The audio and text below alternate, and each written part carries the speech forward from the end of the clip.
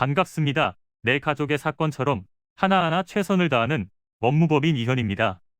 누구나 법적 문제가 생기면 심적으로나 경제적으로 큰 부담을 갖게 됩니다. 혼자서 해결해 보려 하겠지만 만족스러운 결과를 이끌어내기가 쉽지 않죠. 여러분의 정신적인 고통, 금전적인 어려움을 이해하며 이현의 법률 상담 시스템을 통해 도움을 드리고 있습니다. 의뢰인의 문제는 하나의 사건이 아니라 한 사람의 삶이라는 마음으로 면밀하게 분석하여 해결의 실마리를 찾아드리겠습니다.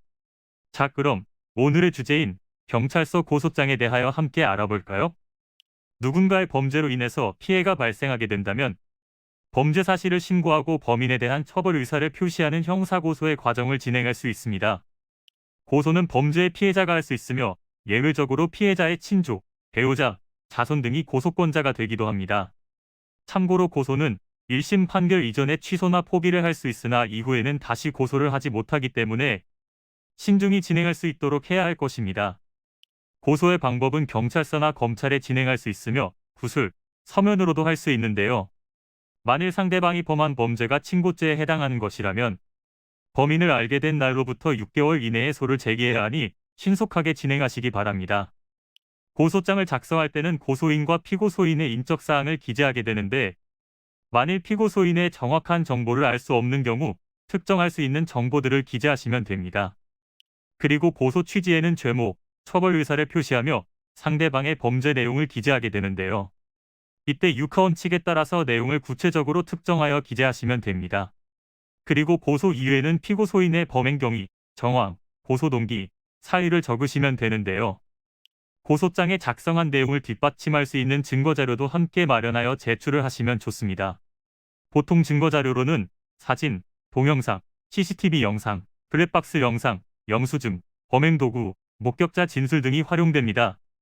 참고로 형사소송은 증거재판주의에 따라서 진행이 되기에 명확한 심증을 형성할 수 있는 자료가 없다면 범인의 처벌을 이끌어내지 못하게 된다는 점을 유념하셔야 합니다. 범죄의 내용에 따라서는 형사배상명령을 통해 유죄의 판결과 함께 신속한 손해배상을 받아보실 수도 있는데요. 이 외에도 가해자의 합의 요구를 통해 피해를 회복하는 과정을 진행하게 될 수도 있습니다. 이는 간단히 분석될 문제가 아닌 경우들이 대부분이므로 꼭 법률적인 상담을 받아보는 것이 현명하다고 볼 수 있습니다. 그리고 가능한 한 긴 싸움이 되지 않도록 최대한 빠르게 조치를 취하는 것이 좋습니다. 미루면 미룰수록 사건에 대한 난이도가 높아질 수도 있기 때문이지요.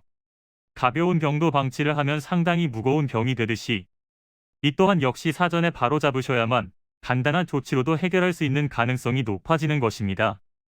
여러분이 골머리를 앓고 계신 그 사안, 저희 법무법인 이현에게 알려주세요. 이현의 법률 상담 시스템을 통해 든든한 지원군이 되어드리겠습니다. 간혹 변호사가 아닌 사무장 등과 상담하는 줄로 오해하시는 분들이 계시는데 이는 전혀 아니며 저희 법무법인 이현은 변호사와 1대1로 상담이 이루어진다는 점을 다시 한번 꼭 알려드립니다. 저희는 하나의 분야가 아닌 민사, 형사, 가사뿐만 아니라 비송사건 등 모든 것을 추구하고 있는 종합 로펌입니다. 가장 궁금해하시는 사건의 해결 가능성과 해결의 키포인트, 예상되는 문제점과 해결 방안 등을 총망라하여 종합적인 시각으로 안내해드리고 있습니다. 보다 정확한 상담을 위해 상담 접수를 먼저 실시하오니 해당 화면에 보이는 번호로 먼저 연락을 주시면 친절한 안내를 도와드리도록 하겠습니다. 인터넷으로 법무법인 이현을 검색 후 홈페이지를 살펴보시고 와도 좋습니다. 언제나 의뢰인이 처한 상황을 이해하며 그 입장에서 생각하겠습니다. 저희는 법무법인 이현이었습니다. 감사합니다.